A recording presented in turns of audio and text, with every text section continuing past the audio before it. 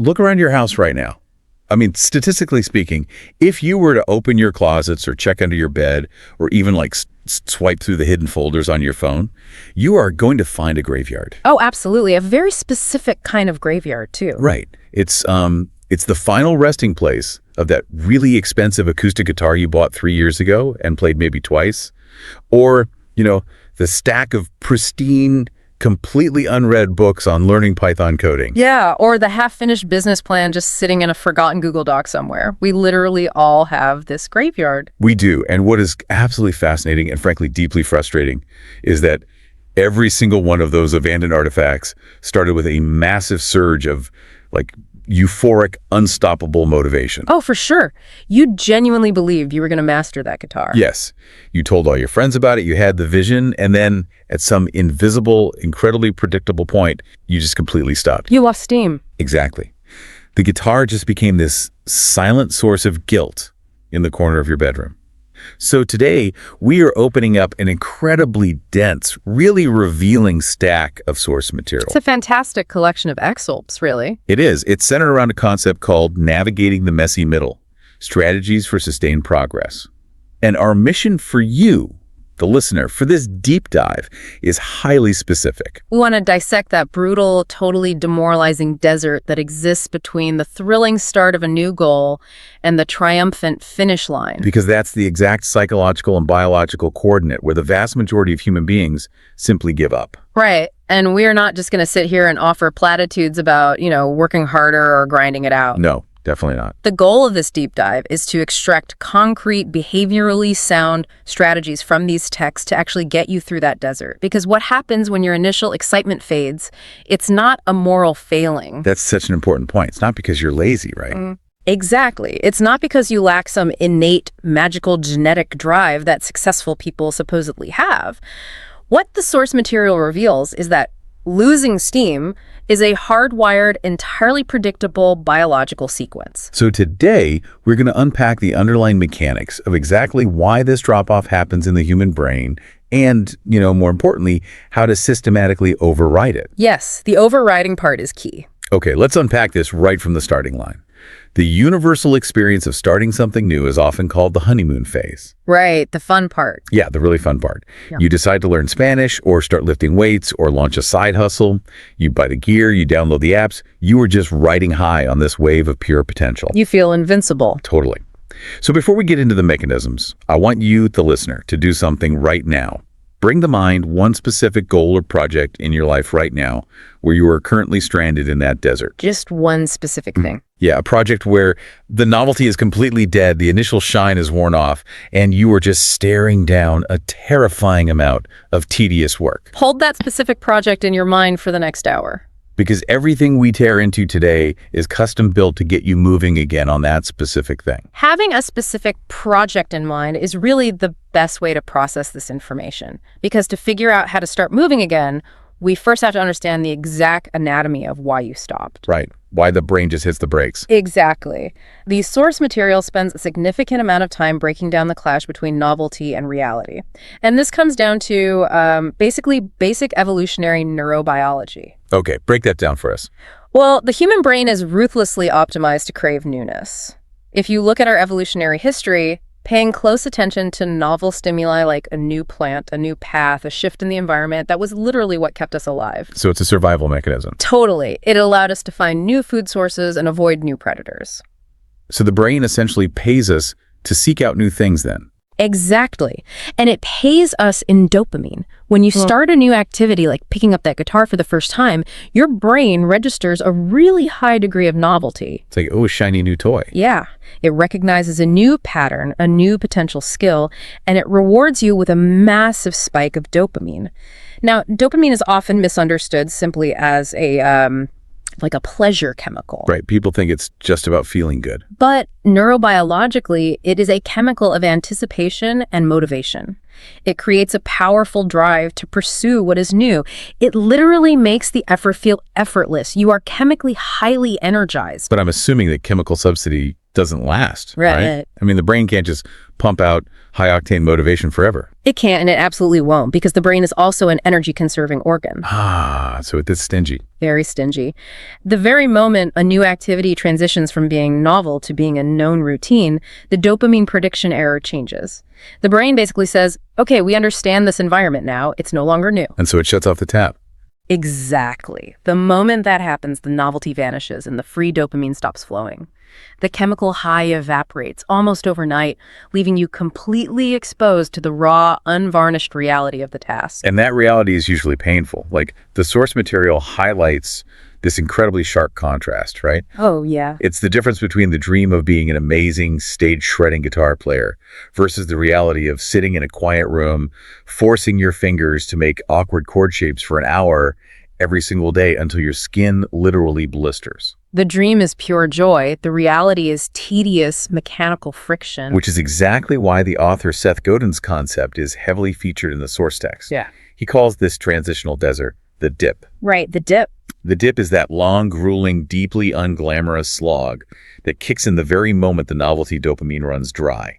It is the vast space where your initial rapid progress just grinds to a halt. What's fascinating here is how universal this is. Like, on day one of learning Spanish, you learn how to say hello and where's the bathroom, and you feel like an absolute genius. Oh, totally.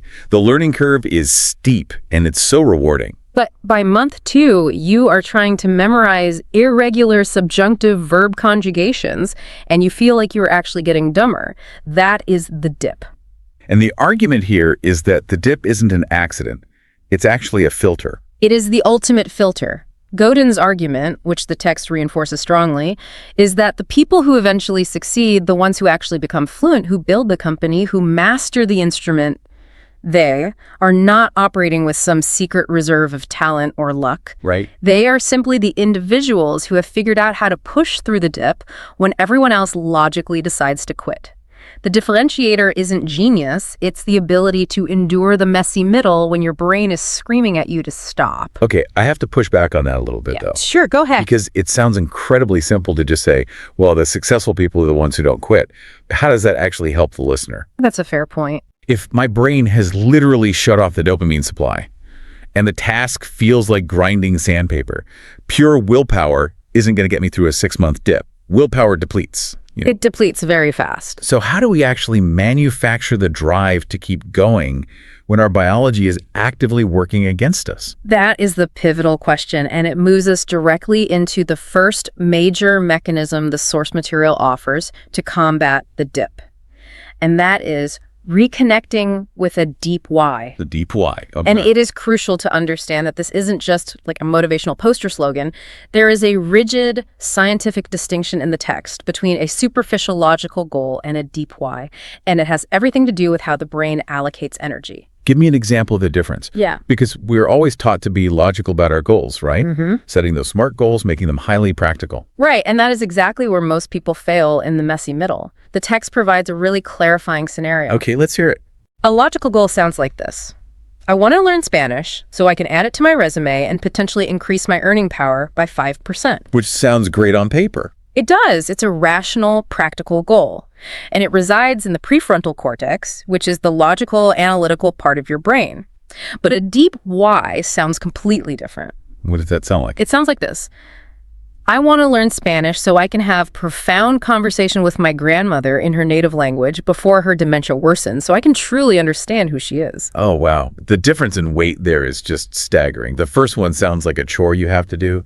The second one feels like a moral imperative. Exactly, because it is tapping into an entirely different neural architecture. Yeah. The prefrontal cortex, the logic center, is evolutionarily very new, and it is a massive energy hog. So it runs out of juice quickly. Very quickly. When it is 8:00 p.m., you've had a brutal day at work, you are physically exhausted, and you are staring at a Spanish textbook, your prefrontal cortex is totally depleted. So a logical goal, like a 5% resume boost, is incredibly easy for a tired brain to rationalize away. You will instantly think, I'm too tired tonight, one day off won't hurt my resume, I'll just do it tomorrow. Logic has 0 horsepower when you are fatigued. But the grandmother example that doesn't live in the prefrontal cortex, does it? No, not at all. It lives in the limbic system, the emotional, deep survival-driven core of the brain. Interesting. The limbic system doesn't care if you had a long day at work. When you visualize your grandmother's face, when you imagine the grief of losing the chance to hear her stories, that triggers a visceral emotional response. You feel it in your body. Yes. It releases a completely different set of neurochemicals. It creates an emotional urgency that physically overrides the exhaustion in your prefrontal cortex, compels action. Emotion is a fundamentally more robust fuel source for long-term endurance than logic ever will be. So if the listener is thinking about their abandoned project right now, the first diagnostic step is to literally look at the motivation. If the reason you're doing it is just, well, it would be nice, or it makes logical sense, you are almost guaranteed to fail when the dip hits. You have to dig until you hit a nerve. You have to keep asking why. Yeah, you have to ask yourself why repeatedly until the answer actually creates a physical sensation, like a knot of anxiety, a swell of fierce pride, or genuine love. And the source text insists that once you find that deeply emotional, totally irrational reason, you have to make it inescapable. Right. Write it down. Put it on your bathroom mirror. Tape it to your laptop. You have to force your limbic system to engage with it every single day. It acts as the ignition switch when the engine is freezing cold. Okay, but let's be fiercely realistic here. Let's say I do that. Let's say my deep why brings me to tears every time I look at it. I am highly emotionally motivated. Okay. But the overarching goal, let's say it's becoming a senior software engineer, when I currently know zero code, is still a gargantuan, terrifying mountain.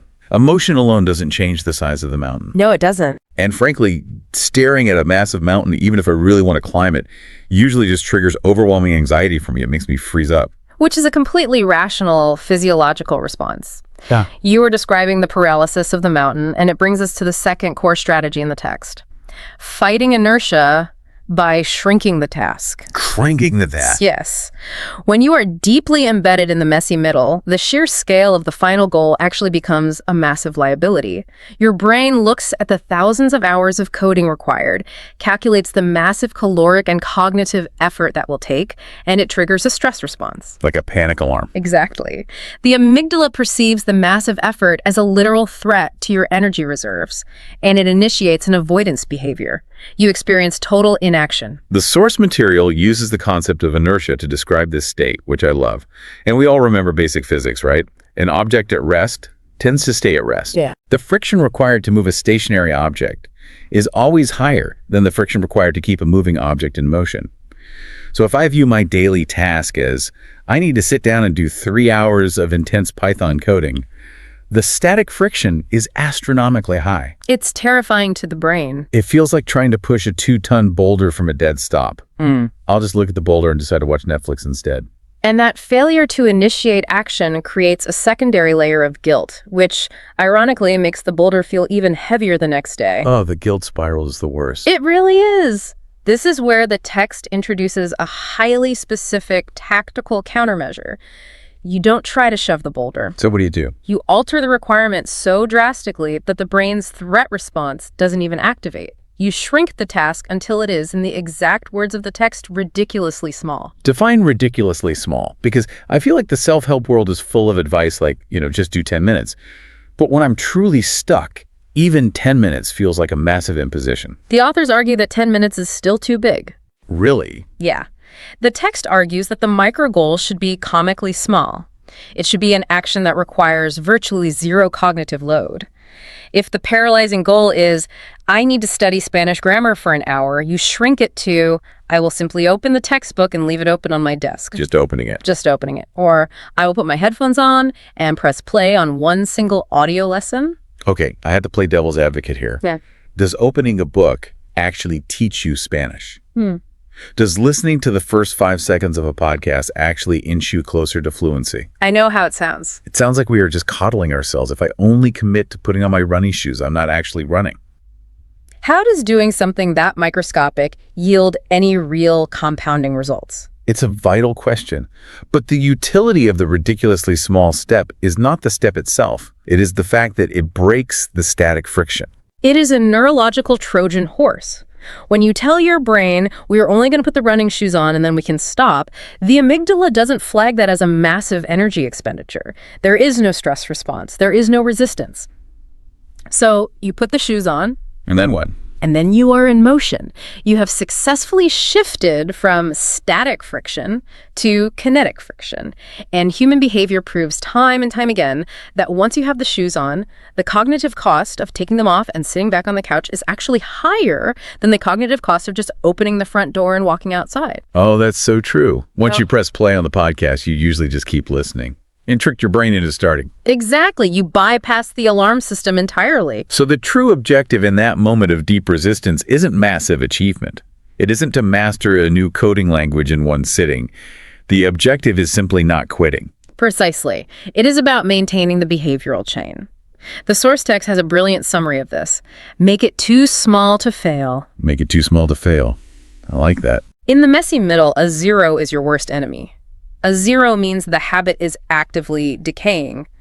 But a 0.1, just putting the shoes on, just writing one single line of code, keeps the neural pathway active. It preserves the identity of being someone who works on this project. That reframes the entire daily battle, doesn't it? You aren't fighting to climb the mountain every day. You are literally just fighting to take one single step out of your tent. Just unzip the tent. That's the whole goal. But let's follow this logic for a second. Let's say I successfully employ this. I'm taking my ridiculously small steps. I'm fighting inertia. I am putting in 30 minutes a day, every day, for 8 months. I am deep in the dip. Okay, you're in the thick of it. The problem with taking tiny steps in a vast desert is that the horizon never seems to get any closer. You can put in massive amounts of aggregate effort, but day to day, you feel like you are walking on a treadmill. Yes. It creates this profound illusion of zero progress, which is incredibly demoralizing. How do the sources suggest we survive that specific feeling? This is exactly where the third core strategy becomes critical. Changing the measurement of progress. And this requires a really deep dive into the psychology of how humans assess value and distance. Okay, let's do it. When people are stuck in the dip, they almost universally evaluate their progress using a highly destructive metric. They measure their current daily self against their ultimate, idealized final goal. Right. They constantly measure the gap between where they are and the finish line. Yes. And evolutionarily, we are wired to do exactly this. We have a negativity bias. Our ancestors survived by constantly assessing what they lacked, like, we don't have enough food for winter, or we don't have enough shelter. So focusing on the deficit kept us alive. Exactly. But when applied to long-term modern goals, focusing on the deficit completely destroys motivation. The text gives a scenario that I think every single person who has ever tried to learn a language has experienced. You study intensely for 6 months, you do your flashcards, you take your small steps. You're putting in the work. Right. And then feeling confident, you sit down to watch a movie in that target language. And within 3 minutes, you realize you are completely lost. People are speaking way too fast, using slang you've never heard, and you immediately have to turn the English subtitles back on. It's soul-crushing. It really is. If your metric for success is the finish line like perfect, effortless fluency without subtitles, then in that moment, looking at the massive gap between you and the movie, you feel like a total, absolute failure. You think, I've wasted 6 months of my life. I haven't moved an inch. It is psychologically devastating, but the text points out that it is an illusion. The gap makes you feel completely stagnant, even when you have been moving at a very steady pace. So what does this all mean for the listener? If looking forward is depressing, should we just stop tracking progress altogether? Do we just blindfold ourselves and hope we eventually hit the finish line? No. Tracking is essential. But the text argues we have to completely reverse the orientation of our measurement. We have to stop looking forward at the finish line and turn around to look backward at the starting line. You measure the gain, not the gap. Exactly. Measure the gain. Explain the mechanism of how looking backward actually changes your brain state. Why does that work? Because it provides empirical, undeniable proof of neuroplasticity. The brain is very bad at recognizing its own gradual changes. Because you are with yourself every single minute of every single day, the microscopic daily improvements in your skills are totally invisible to you. Like watching a plant grow. You don't see it moving. Precisely. You don't feel yourself getting better.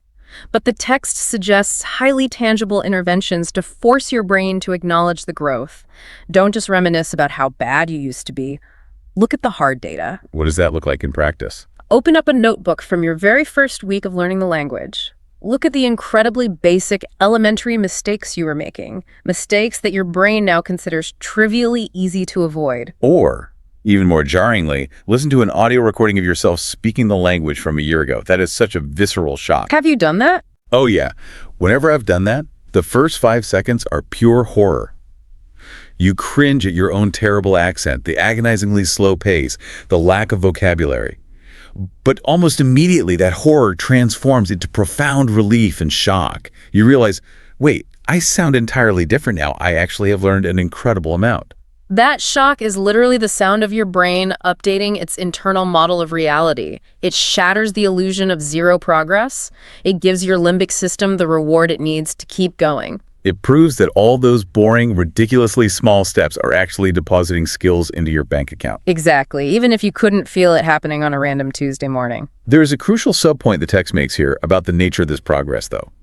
Because we are deeply conditioned by schooling, and honestly by video games, to expect progress to be linear. Oh, the linear progress myth. Right, you put in 10 hours of work, you get 10 points of skill. It should be a straight 45-degree angle pointing up. Which is a complete fabrication of how human neurobiology works.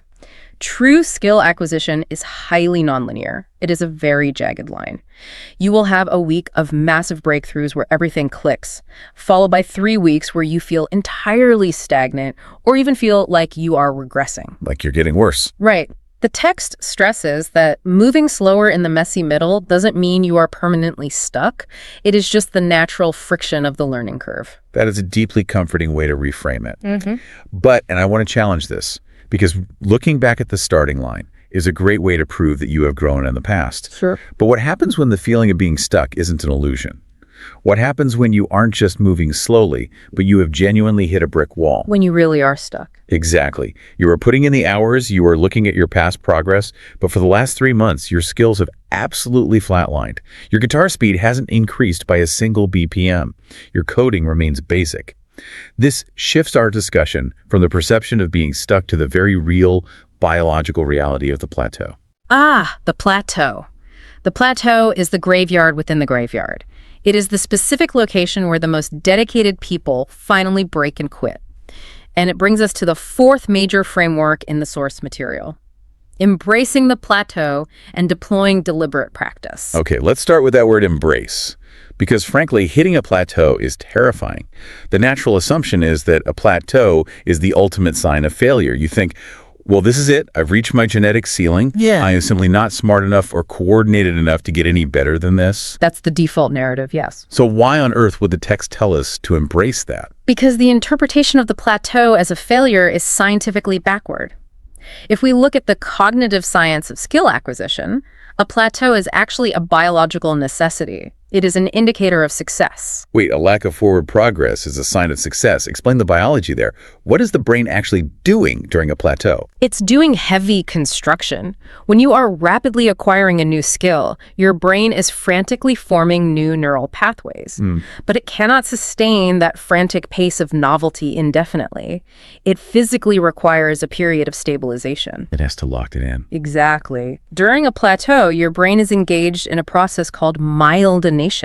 It is taking those newly formed fragile neural pathways and wrapping them in a fatty white tissue called myelin. Like putting rubber insulation around a raw copper electrical wire. Exactly like that. The myelin acts as insulation, which prevents the electrical signals in your brain from leaking. It makes the signals travel significantly faster and more efficiently. It makes the skill automatic. Wow. But generating myelin takes immense metabolic resources and, more importantly, it takes time. The plateau is simply the mandatory waiting period while your brain paves the dirt roads into concrete highways. So in a sense, my brain is saying, stop feeding me new complex information for a second. I need to consolidate what you've already given me. Precisely. If you view the plateau as a biological consolidation phase, it completely removes the panic. You aren't broken, you are just upgrading the hardware. Here's where it gets really interesting, though, because understanding that a plateau is a natural biological function makes it less depressing, sure. It helps with the anxiety. Right. But we don't want to live on the plateau forever. Once the roads are paved, we want to drive faster.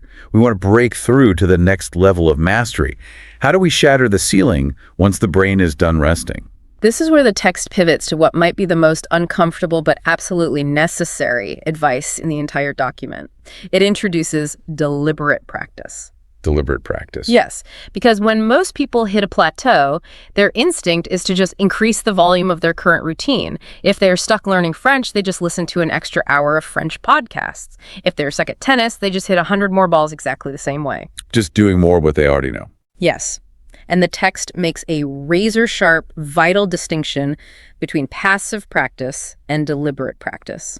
Passive practice is essentially operating on autopilot. Let's analyze that, because I think everyone is guilty of passive practice. Passive practice is like driving to work, drinking your coffee, with a language learning podcast playing in the background. Exactly. You feel productive because the language is in your ears, you are putting in the time, but you aren't actually challenging your capabilities. You are just floating happily down a lazy river of information. It is comfortable, and comfort does not trigger neuroplasticity. The brain only adapts when it is forced to adapt by failure or extreme friction. Deliberate practice, therefore, is the highly intentional shift away from passive consumption toward a hyper-targeted, deeply uncomfortable focus on your specific weaknesses. The source material gives some incredibly vivid examples of what this shift looks like in reality, and I gotta say, it sounds agonizing. It is agonizing by design. For a language learner, deliberate practice means turning off the podcast in the car. Instead, you sit at a desk with a blank piece of paper. You play a highly complex, fast-paced, 1-minute audio clip from a native speaker. And you just listen. No, you listen to 3 seconds, pause it, and force yourself to transcribe exactly what you heard. You will fail. You rewind. You listen again. You struggle to isolate the syllables. It might take you 30 minutes to transcribe 1 single minute of audio. That sounds absolutely exhausting. It physically hurts the brain to do that. You feel clumsy, you feel slow, you feel like a rank amateur all over again. Or take the guitar player. Passive practice is playing through the songs you already know, enjoying the feeling of competence. Deliberate practice is taking the one specific 3-second guitar solo transition that you always mess up, slowing a metronome down to a painfully slow crawl, and playing just those 4 notes perfectly 50 times in a row, slightly increasing the speed each time. It's like typing on a keyboard where someone has rearranged all the letters. Yeah. You are forcing the brain out of its comfortable, automated, myelinated pathways and demanding that it consciously process every single micro-movement. And that feeling of intense clumsiness, that deep cognitive frustration, is not a sign that you are doing it wrong. It is the exact required biological indicator that deliberate practice is working. The friction is the signal that you are forcing the brain to build new, more complex connections. It's the absolute necessity of discomfort. The lazy river builds zero muscle. You have to turn around and aggressively swim upstream against the current. The friction is where the growth happens. If you are genuinely stuck on a plateau, you don't need more practice. You need harder, targeted practice. You have to seek out the failure points. You have to systematically attack your weaknesses until they become strengths. But let's have a moment of complete honesty with the listener here. Doing that kind of highly uncomfortable, mentally painful, deliberate practice alone in your bedroom, day after day, when no one is watching, no one cares, and there is no immediate reward, it is incredibly difficult. It's almost impossible for most people. Right. Relying entirely on your own internal willpower to force yourself into a state of cognitive discomfort usually just results in burnout. We are just not wired to willingly subject ourselves to pain and isolation, which leads us directly to the 5th and final pillar of the source material. Strategy number 5, leveraging the power of accountability and social pressure. I want to pose a question to you and to everyone listening, because it highlights a bizarre contradiction in human behavior. Why is it so incredibly easy to break a promise to yourself, but absolutely agonizing to break a promise to someone else? That is a great question. If I tell myself, I'm going to wake up at 5 a.m., sit at my desk, and do 30 minutes of painful, deliberate coding practice, and my alarm goes off at 5 a.m., I will hit the snooze button without a second thought. My brain will rationalize it instantly. I feel zero guilt. Right. I need the sleep. Exactly. But if I promise a colleague, I will meet you on a Zoom call at 5 a.m. so we can code together, I will drag myself out of bed miserable and exhausted, simply so I don't leave them hanging. Why are we wired to prioritize external promises over internal ones? It traces back to the deep evolutionary roots of tribal psychology. We are, at our core, profoundly social pack animals. For our hunter-gatherer ancestors, belonging to the tribe was not a luxury. It was a literal matter of life and death. Because you couldn't survive alone. Exactly. If you proved yourself to be unreliable, if you lost the respect of the group, you faced ostracization. And ostracization meant exile, which meant death. Consequently, our brains evolved to prioritize social commitments and social standing above almost everything else, including our own immediate physical comfort. So our fear of letting someone down, our fear of losing face, is actually a deeply ingrained survival mechanism. Exactly. We will endure significant personal discomfort to prove to the tribe that we are reliable and valuable. The source material advocates taking this hardwired psychological quirk and intentionally weaponizing it for your own benefit. It's about artificially building accountability to survive the messy middle. It is weaponizing our fear of social failure in a positive way. Positive social pressure. Yes. The text outlines a very specific application of this. It is not enough to vaguely tell a friend, hey, I'm trying to learn coding this year. That is too broad. There is no measurable metric for failure. They can't hold you to that. Right. Instead, you must state a highly concrete, falsifiable goal to a friend, a mentor, or an online community. For example, I am going to complete these 3 specific Python modules by Thursday at 5:00 p.m. And the crucial component is establishing the reporting mechanism. You have to give them permission to be the judge. You are installing a deadline and a social consequence. The text highlights how the simple anticipation of knowing that on Thursday at 5:45 p.m., your friend is going to text you and ask, did you finish the modules? Generates an immense amount of positive social pressure. It's like a looming deadline. That pressure acts as an external battery pack. On Wednesday night, when your prefrontal cortex is exhausted, your internal willpower is totally depleted, and you want to do nothing but watch television, the looming threat of having to type the words, no, I failed, I didn't do it, to your friend will completely override your biological laziness. You will force yourself through the deliberate practice purely to avoid the social discomfort of breaking your word. It is a brilliant hack for human nature. We outsource our willpower to the tribe. But I want to expand on something the text touches on. Because accountability shouldn't just be about the negative reinforcement of pressure or the fear of a judge. It is also deeply about the positive reinforcement of community. When you bring other human beings into your messy middle, when you vocalize your specific goals and your inevitable, embarrassing struggles, you build a support system. The duality of accountability is vital. It isn't just a harsh taskmaster standing over you with a stopwatch. It is a team of people putting their hands on the cart to help you push it out of the mud. Because when you are isolated in the dip, struggling through a plateau, your brain plays a very cruel trick on you. You look at the final products of other people, the published books, the fluent speakers, the successful apps, and you convince yourself that you are the only person who is struggling this much. You feel uniquely incompetent. Right.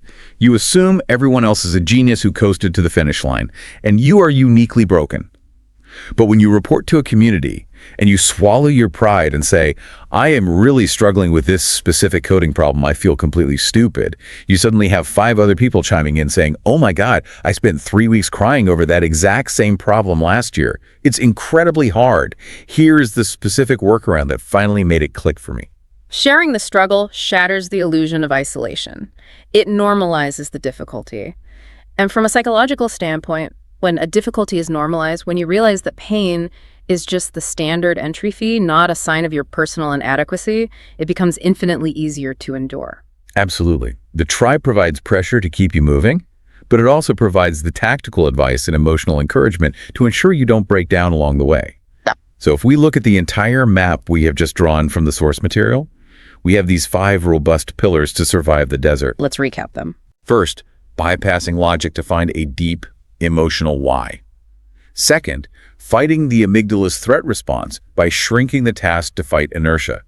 Third, bypassing our negativity bias by looking backward to measure the gain, not the gap. Fourth, understanding the biology of the plateau and attacking it with painful, deliberate practice. And fifth, overriding our depleted willpower by leveraging tribal accountability. Before we move toward our final conclusions, it is highly useful to do a quick synthesis of the specific vocabulary the source material used. These terms act as mental anchors. Oh, that's a great idea. If you can internalize this vocabulary, you can recognize the psychological terrain as you are walking through it, which totally prevents panic. Yes, let's weave those core terms together for the listener. Because if you are going to be in it for the long haul, meaning you are genuinely committed to seeing this project through the brutal reality of execution, you have to mentally prepare for the sequence of events. You must explicitly expect that the euphoric, easy honeymoon phase is biologically guaranteed to end. And when the dopamine drops and it ends, you must actively anticipate that you are going to lose steam. Your motivation will plummet. You must recognize that this is not a character flaw. It is simply the brain transitioning into routine. It is your entry into the dip. And as you grind your way through the ridiculously small steps in the dip, you must be completely ready to hit a plateau. You will experience weeks where progress seems to freeze entirely as your brain myelinates the new pathways. And when you hit that wall, you cannot rely on passive comfort. You must deploy highly focused, frustrating, deliberate practice to shatter the ceiling. If you master that sequence of vocabulary, you master the map of the journey. You stop being surprised by the difficulty. Which brings us to what I believe is the most profound, overarching reframe delivered by the source material. It states, beautifully and simply, the messy middle isn't a sign that you are failing. It is a sign that you are actually on the journey. That is a paradigm-shifting way to look at our own frustration. We spend so much of our lives conditioned by, social media highlights to think that if something is agonizingly hard, we must be doing something wrong. We think we made a mistake. But the text frames this entirely differently. Think about the classic hero's journey in literature or film, Star Wars, Lord of the Rings, anything. The messy middle is simply the second act of the movie. The part where everything goes wrong. Yes. It is the mandatory sequence where the hero is stripped of their initial arrogance, thrown into the dark wilderness, and brutally, relentlessly tested. You cannot have the triumphant, meaningful victory in the third act without the suffering, the self-doubt, and the testing in the second act. Every single person throughout human history who has ever achieved greatness, mastered a complex skill, or built something lasting has had to fight their way through this exact, frustrating, messy phase. The resistance you are feeling right now isn't a signal to turn back. It is the friction of your own growth. You are in excellent company. You are exactly where you're supposed to be. So as we wrap up this massive deep dive, I want to leave you with a direct, uncompromising call to action, drawn straight from the concluding challenge of our source material. I asked you at the beginning of this hour to think of a specific, stuck project in your life. Bring it back to the front of your mind right now. Look at it clearly. What specific messy middle are you trapped in? Are you lacking a deep there? Why? Are you paralyzed by the massive size of the goal? Are you demoralized by looking at the gap? Are you coasting on passive practice in a plateau? Identify the exact failure point. And more importantly, which of these 5 specific strategies will you explicitly commit to implementing this week? Do not try to do all 5 tomorrow. Pick one. Test the mechanism. See how it changes the friction in your brain. And as you execute that strategy this week, I want to echo the final grounding word straight from the source text. Keep going. The very fact that you are still in the arena, still fighting the friction, means you are doing significantly better than you think you are. You really are. But before we officially sign off, I want to leave you with one final, slightly provocative thought to mull over. Something that builds on everything we've unpacked today, but takes the lens and pulls it back even further. Oh, I like where this is going. We have spent this entire deep dive dissecting the mechanics of how to survive the grueling dip, how to endure the painful practice, and how to finally, ultimately, pull yourself to the top of that massive mountain and cross the triumphant finish line. Right. But think about the biological reality we discussed earlier. Once you actually master that skill, once you conquer the language or build a successful business, and you reach the absolute peak, what happens next? The dopamine drops. The brain's reaction to novelty is universal. The profound thrill of the finish line, the joy of the summit, eventually fades too. The dopamine always drops, even for the victor. So, does reaching the end of one grueling, messy middle simply place you, inevitably, at the starting line of an entirely new, even more complex, even more demanding one? That's a heavy thought. Are human beings destined to always just transition from one brief honeymoon phase to the next massive, messy middle, forever chasing the next peak? Just something to think about as you tackle your tasks, fight the inertia, and push that boulder today. Thank you so much for joining us on this deep dive. Keep pushing, and we will see you next time. So, if you watch an aerospace engineer testing, a new rocket engine on a test stand, and that engine suddenly violently explodes into a million pieces, you'll notice something really interesting. Oh, yeah. They don't usually act the way most of us would. Right. The engineer doesn't typically drop to their knees, bury their face in their hands, and cry, "I am a terrible person and a total fraud." No, that's not. They really don't take the explosion personally. Instead, they just look at the smoking crater, pull up the telemetry data, and say, well, fascinating.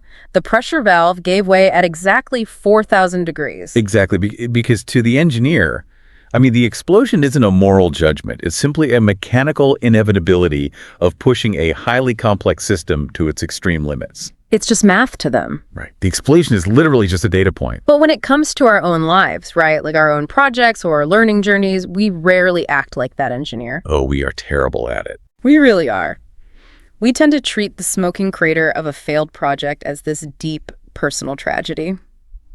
Welcome to today's deep dive. We are so thrilled to have you with us. We really are. And if you are listening to this, you are someone who is constantly learning, constantly pushing yourself, and just, trying to master new skills. Absolutely. And today, we are going to talk about the one thing you are absolutely guaranteed to encounter on that path: failure. Yep. It's unavoidable. We're looking at a really fantastic piece of material today. It's a transcript from an audio program called The Art of Productive Failure. Which is such a great title. It is. And interestingly, this originally comes from a C2 advanced English listening space. So it was designed for people trying to master a highly complex language level. But the insights in this material are, they're profoundly universal. For sure. Whether you are learning a language, launching a startup, prepping for a massive presentation, or just trying to navigate your career, this applies to you. It really does. So our mission in this deep dive is to completely reframe how you look at failure. We want to stop treating it as this crushing, embarrassing endpoint. Right, because that's how we usually see it. Exactly.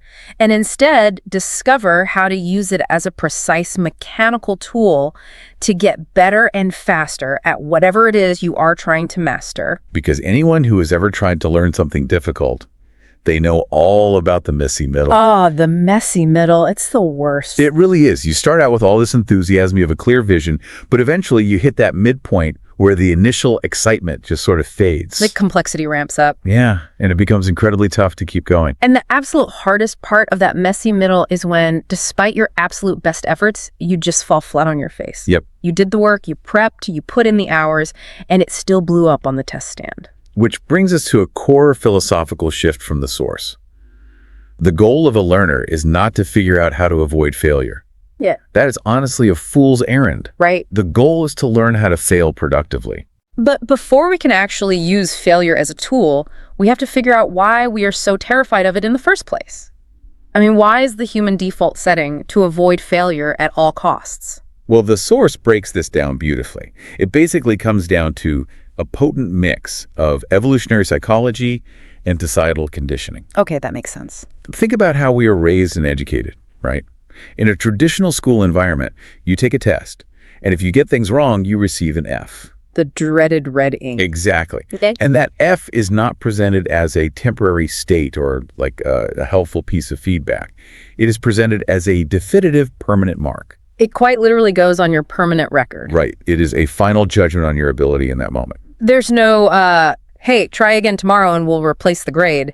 It's just a stamp that says you failed. Precisely. And from a neurological standpoint, our brains start associating making mistakes with a loss of status. Oh, wow. Yeah, because in evolutionary terms, if you lose status in the tribe, you are in danger. You might be cast out. So we carry that deep-seated fear right into our adult lives. We do, right into our adult lives and our careers. In the modern workplace, a failed project doesn't usually earn you a pat on the back for trying. No, it definitely doesn't. It carries severe, tangible consequences. You might lose funding, you might miss a promotion, or, you could lose your job entirely. And because of this lifelong conditioning, we become what the source calls risk averse. Yes, risk averse. Meaning we consciously or even subconsciously structure our daily actions to avoid taking any risks that might possibly lead to a misstep. We stay in the shallow end of the pool. We stay where it is safe, where we know we can touch the bottom. We only take on projects we know we can perfectly execute. Right, but this creates a massive problem for anyone trying to actually master a skill. Okay, let's unpack this. Because if we stay in the shallow end, we are perfectly safe. But if I want to actually master something, if I want to become an elite swimmer, so to speak, I have to go to the deep end. You have to. Which means the very act of trying to get better mathematically guarantees I'm going to drown a little bit at some point. Exactly, and that is the great paradox the source highlights. Achieving mastery fundamentally requires pushing your limits. You have to step into the unknown. Yeah, to force your brain to adapt. But pushing your limits guarantees that you will sometimes fail. You simply cannot innovate, you cannot grow, and you cannot learn at an advanced level without making mistakes. It is the friction that causes the growth. Right. It makes me think of someone wanting to run a marathon. Being terrified of failure while trying to achieve mastery is like wanting to win a marathon, but being absolutely terrified of sweating. Oh, that's a great way to put it. Right. It's biologically impossible. You cannot run 26 miles without your body producing sweat, just like you cannot reach the pinnacle of your field without producing failures. It is simply the mechanical byproduct of effort. I love that framing. Sweat is just the byproduct of physical exertion. So failure is just the byproduct of cognitive or professional exertion. Exactly. So if we accept that sweating or failing is an inevitable part of the mechanism, how do we process it when we inevitably cross that finish line and collapse? That's the million-dollar question. Like, how do we handle the immediate aftermath of a failure? Well, the source gives us a very powerful shift in perspective here. When a failure happens, you need to consciously choose to conduct a post-mortem, not a funeral. A post-mortem instead of a funeral. I really love that metaphor.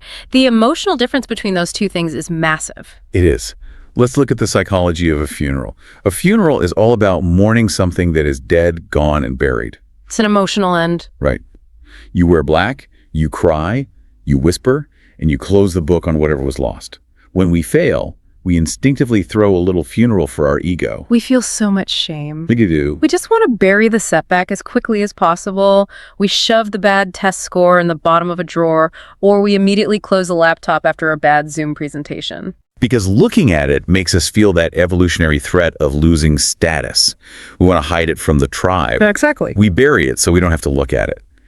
But a post-mortem is completely different. How so? A post-mortem is a detached, highly objective scientific analysis.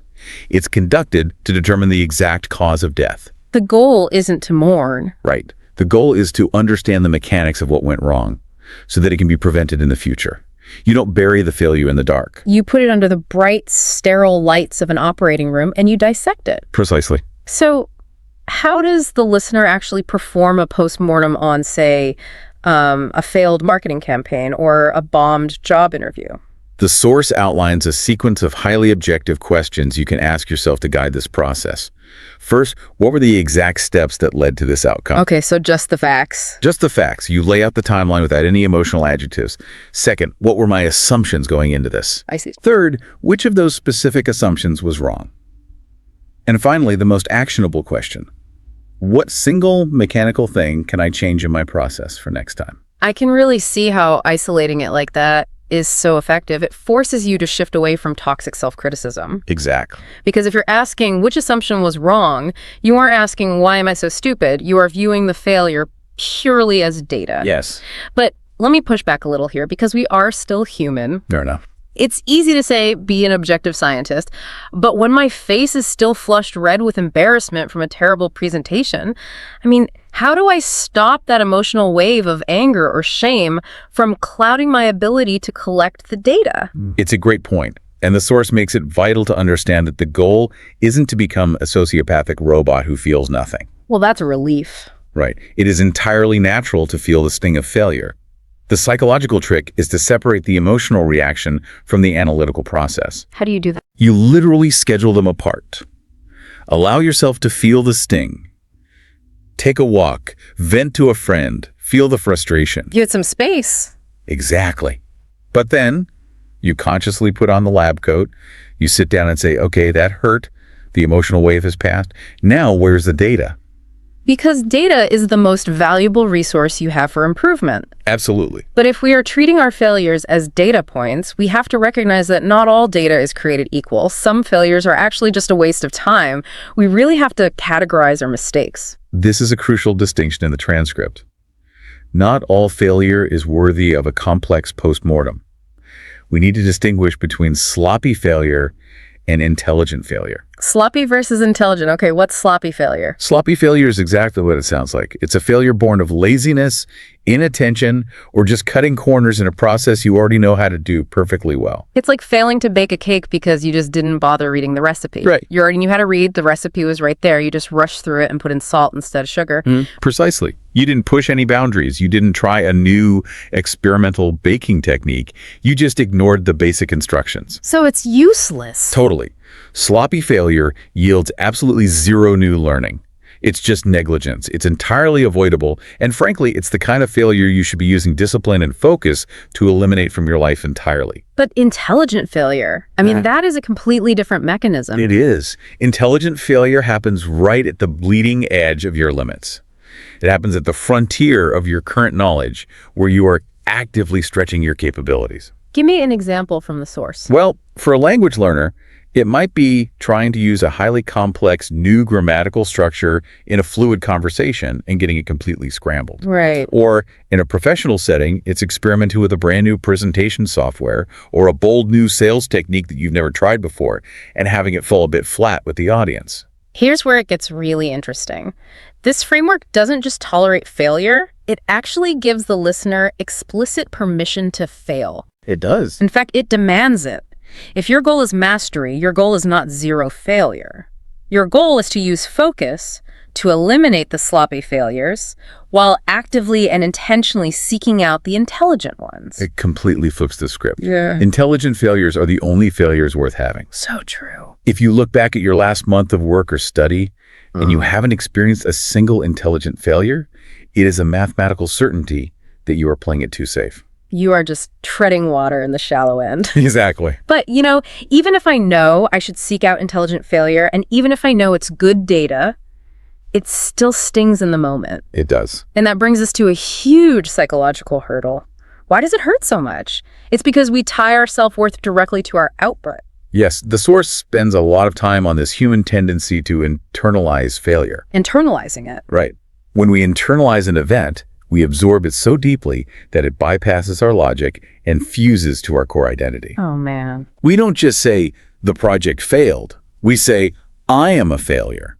We don't say, my speech wasn't perfectly structured. We say, I am a terrible communicator. We take an isolated, external, mechanical event, and we magically transform it into a permanent character flaw. And that cognitive distortion is devastating for a learner. Because if failure is a permanent characteristic of who you are, then growth is biologically impossible. Exactly. You can't fix a permanent character flaw with a new study technique. Right. So the source gives us a very clear mantra to combat this internalization. Let's hear it. My performance is something I do, not something I am. Performance is an event, not a characteristic. I love that. But again, the brain loves to attack itself when things go wrong. It really does. How can the listener actually practice this psychological distance in real time?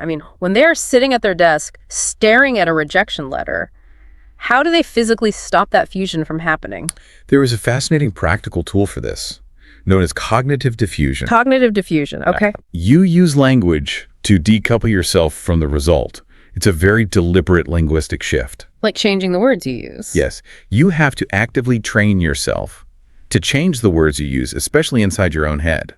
Instead of saying, I failed, you train yourself to say, the experiment failed. Wow. It's a subtle linguistic shift, but I can see how that acts almost like a circuit breaker for your ego. Exactly what it is. You're putting the failure in a box and setting it on the table rather than wearing it as a name tag. Exactly. Instead of saying, I'm bad at this, you say, my first attempt at this wasn't successful. That feels so much lighter. Because it is. This isn't just fluffy wordplay. It's a proven psychological technique. By changing the subject of the sentence from I to the attempt, you create distance. You externalize the threat. Right. And once the failure is an object sitting on the table in front of you, rather than a stain on your soul, you can finally pick up your scalpel and conduct that post-mortem. It makes it safe to analyze. But, we've spent all this time talking about how to process failure internally, in the quiet of our own heads. Sure. The reality is, we don't exist in a vacuum. We work in complex office environments, we study in competitive classrooms, we live in communities. We do. And how we treat failure socially and culturally is the final piece of the puzzle here. Yes, the normalization of the conversation around failure.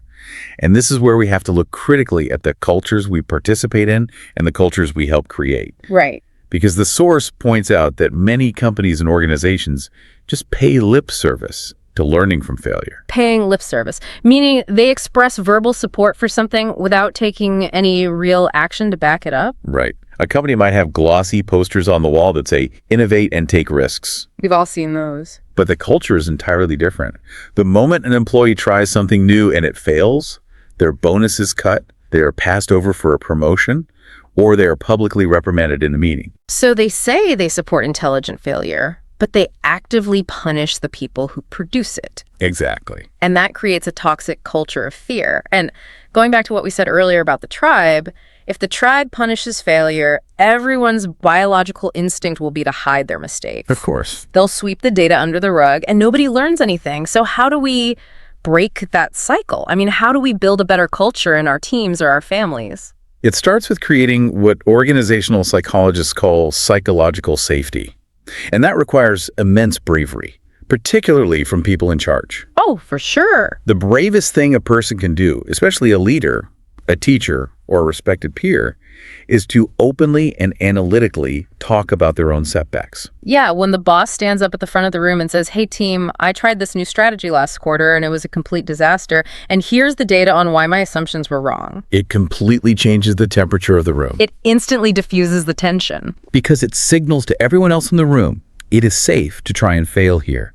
It removes the evolutionary shame. That's powerful. When we share our intelligent failures, we transform them from a source of personal, agonizing embarrassment into a source of shared, collective wisdom. We lift the whole community up by allowing everyone to learn from the data without having to pay the emotional cost themselves. Exactly. So what does this all mean? If we synthesize this entire deep dive, it comes down to overturning a fundamental lie we are taught from a very young age. What's the lie? That failure is the opposite of success. Right. But it's not. Failure is a necessary stepping stone on the path to success.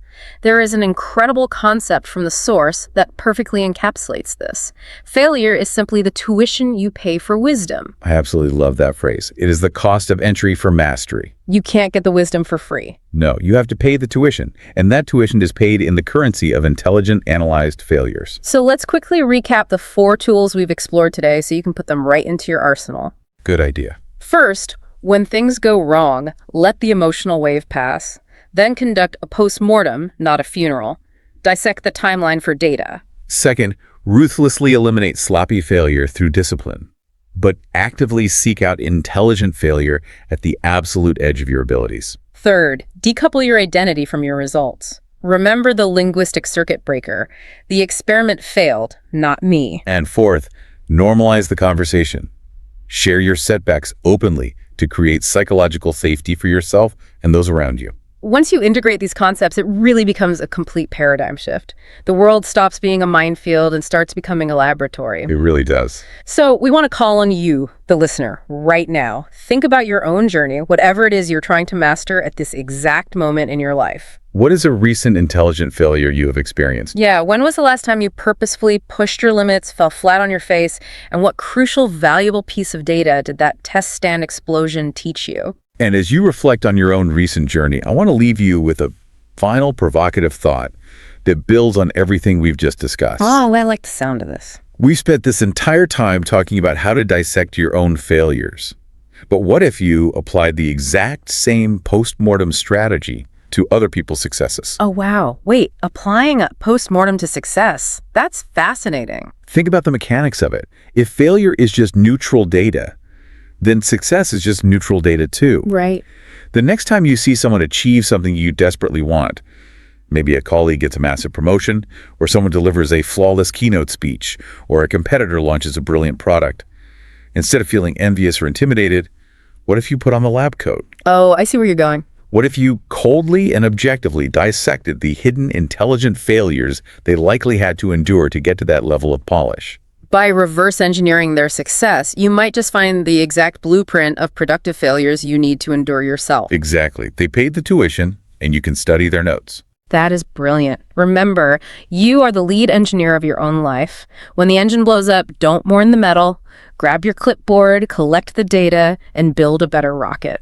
Thank you so much for joining us on this deep dive. Keep pushing those limits. Until next time, keep experimenting,